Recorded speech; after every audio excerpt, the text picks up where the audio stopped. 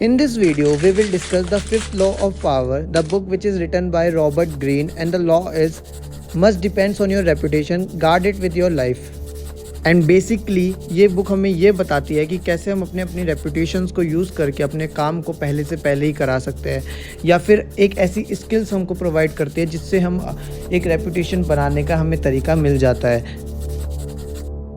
In this world, everyone judge you on the basis of how people say something about you.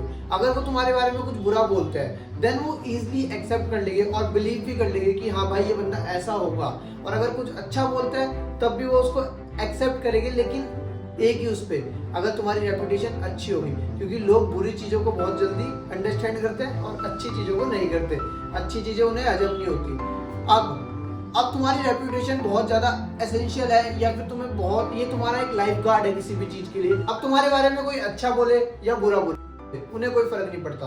वो तो वही सुनेंगे जो लोग उन्हें बताएंगे. अब ये तुम्हारे ऊपर डिपेंड करता है कि तुम अपनी रेपुटेशन को कितनी इंपॉर्टेंस देते हो, किस तरह से तुम उसको बनाते हो एक मार्केट के अंदर, या फिर किस तरह से तुम उसको मेंटेन करके रखते हो. तुम अपने पेशेंस खोते हो या नहीं खोते हो.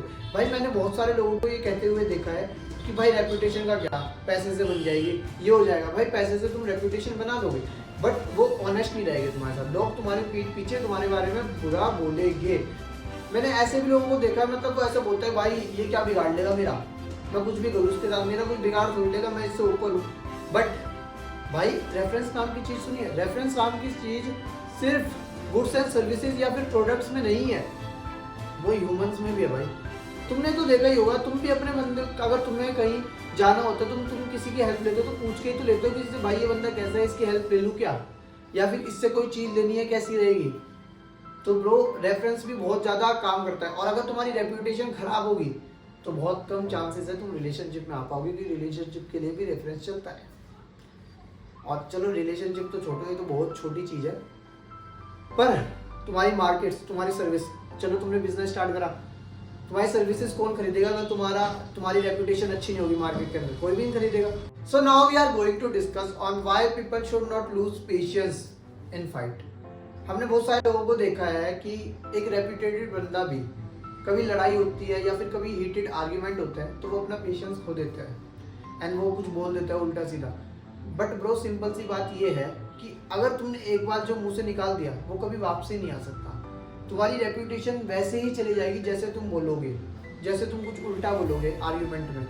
इससे अच्छा तुम क्यों ना चुपचाप रह के सिर्फ बंदे को ऑब्जर्व करो और कुछ मत बोलो. सोच समझ के, बहुत ज़्यादा सोच समझने के बाद कुछ बोलो जो रेलिवेंट हो और जिससे ना तुम्हारी रेपुटेशन जाए और तुम्हारी पर्सनैलिटी से वो वर्ड मैच करे. ना कि तुम अपनी पर्सनैलिटी से बाहर जाके उस बंदे को सिर्फ नीचा दिखाने के लिए कुछ ऐसा बोल दो जिससे तुम्हारी मार्केट में इमेज खराब हो जाए. एंड अगर तुमने ऐसा कर दिया then there is a high chances that तुम्हारी सर्विसेज या फिर तुम्हें लोग कम चाहेंगे. और अगर कभी बहुत ज़्यादा बड़ा कॉन्फ्लिक्ट हो भी जाए और बंदा जो है तुमसे बहुत ज़्यादा ऊपर है स्टैंडर्ड में, तो तुम्हें कुछ नहीं करना. तुम्हें क्या करना है, उसके लूप होल्स को टारगेट करना है. उसके लूप होल्स को टारगेट करने के बाद उस पर अटैक करना है एंड देन उसकी रेपुटेशन को डैमेज करना है. That's it. Once you damage the reputation of that person, he will no longer survive. And ये चीज़ अगर तुमने समझ ली तो तुम कभी भी लड़ाई में मुंह नहीं चलाओगे, सिर्फ अपना दिमाग चलाओगे. इनर रिग्रेट ज़्यादा बेटर है बैड रेपुटेशन से.